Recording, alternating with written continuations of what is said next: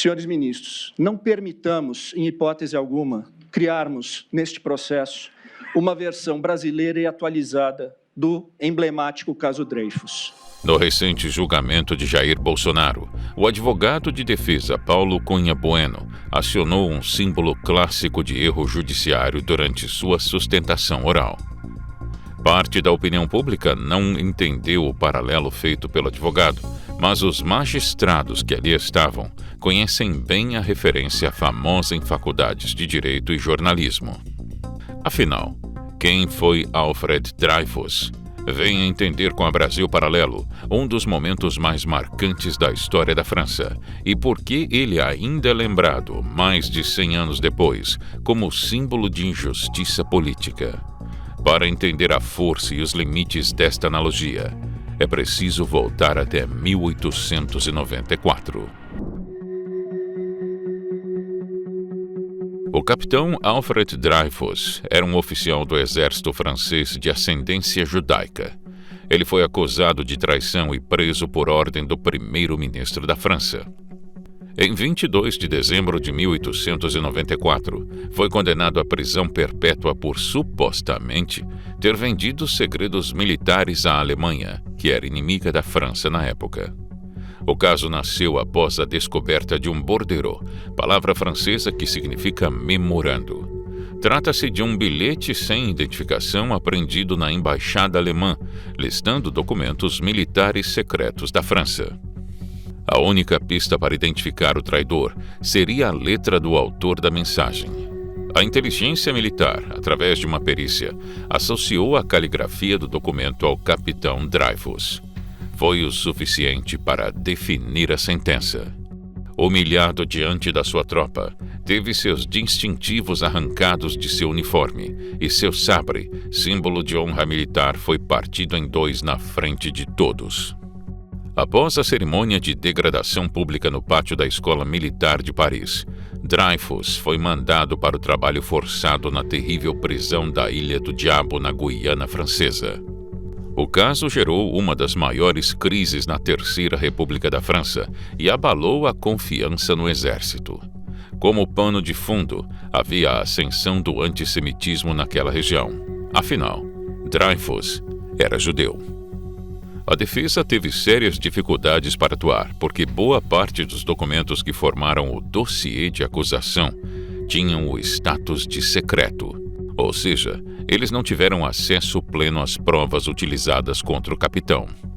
2 anos depois, em 1896, o chefe da seção de informações, tenente-coronel Georges Picquart, encontrou indícios de que o autor do memorando seria, na verdade, o major Ferdinand Walsin Esterhazy. Mesmo com as novas evidências indicando o real traidor, as autoridades militares francesas foram relutantes em admitir o erro. Em vez de reabrir o caso para apurar a denúncia, o exército francês silenciou a descoberta, afastou o militar Picquart e o enviou para a Tunísia. No entanto, 2 anos depois, em 1898, veio à tona a informação de que o comandante Hubert Joseph Henry havia forjado documentos para confirmar a culpa de Dreyfus. Interrogado, Henry confessou o crime e no dia seguinte à prisão suicidou-se em sua cela com um corte na garganta. As revelações abalaram a versão oficial e impulsionaram a revisão do caso. É nesse momento que surge um dos textos mais famosos da história, J'accuse, ou Eu Acuso, do escritor Émile Zola, publicado em 1898 na primeira página do jornal L'Aurore.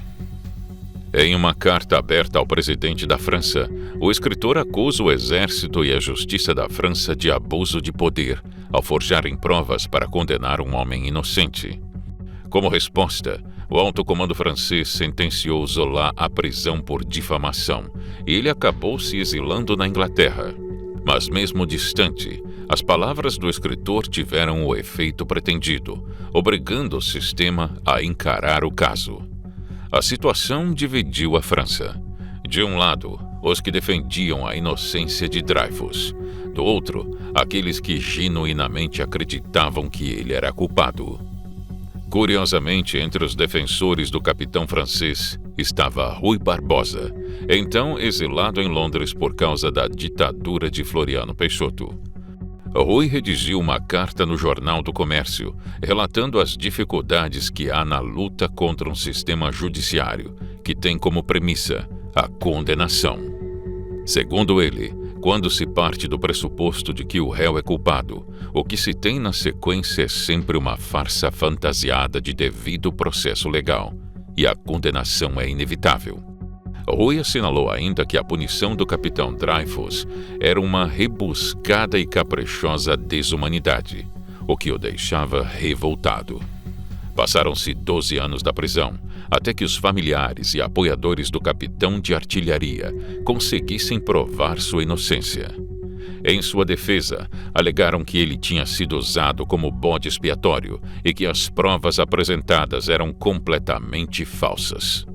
O objetivo de incriminar Dreyfus seria desviar a atenção dos inimigos alemães. O documento que causou sua prisão continha informações falsas sobre armas militares francesas. Assim, estaria protegido o verdadeiro segredo, um novo canhão, considerado uma super-arma de guerra. Com a prisão de um suposto traidor, os alemães pensariam que o bilhete era real e não desconfiariam que outra arma estava sendo produzida. Foi somente em julho de 1906 que a Suprema Corte Francesa interveio e Alfred Dreyfus foi considerado inocente, reintegrado no exército sob a patente de major e condecorado com Legião de Honra. Se estiver gostando do vídeo, deixe um like. Isso sinaliza para nós que você assistiu até aqui e que podemos seguir produzindo mais conteúdos neste formato.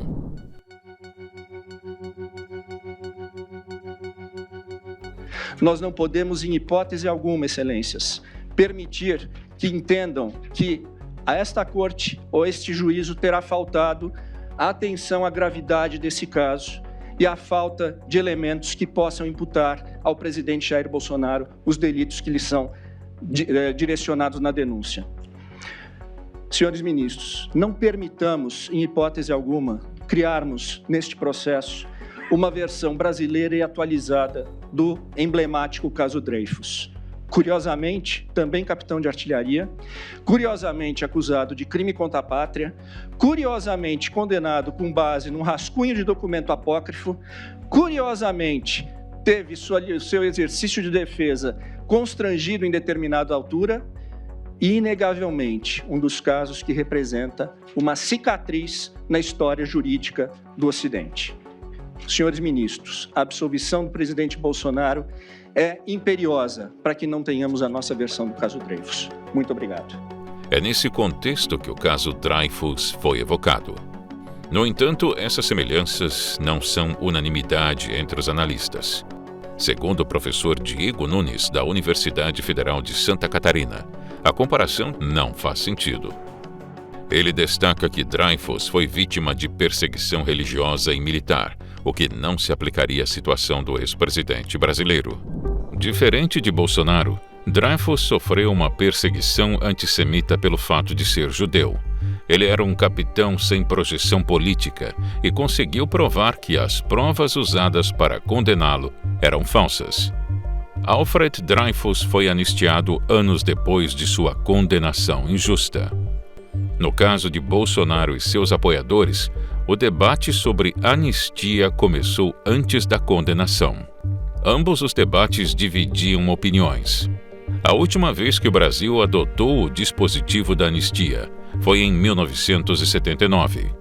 Você pode conhecer os detalhes dessa história assistindo ao vídeo com Silvio Navarro aqui no canal da BP.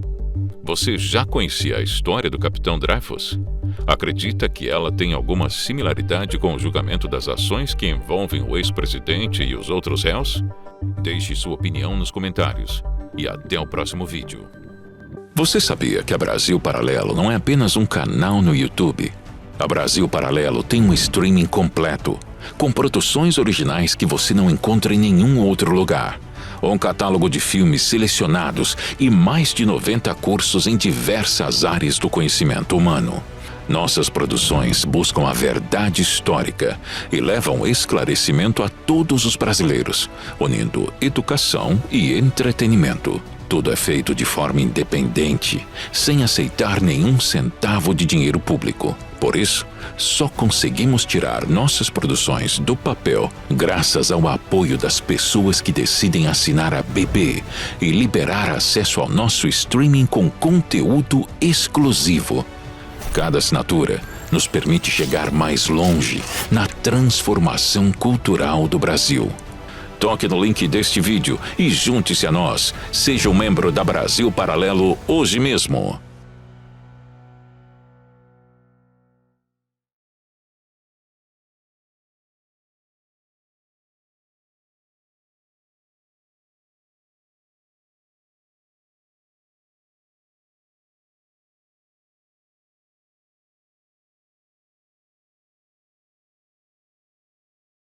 Alfred Dreyfus foi anistiado anos depois de sua condenação injusta. No caso de Bolsonaro e seus apoiadores, o debate sobre anistia divide opiniões. A última vez que o Brasil adotou esse dispositivo foi em 1979.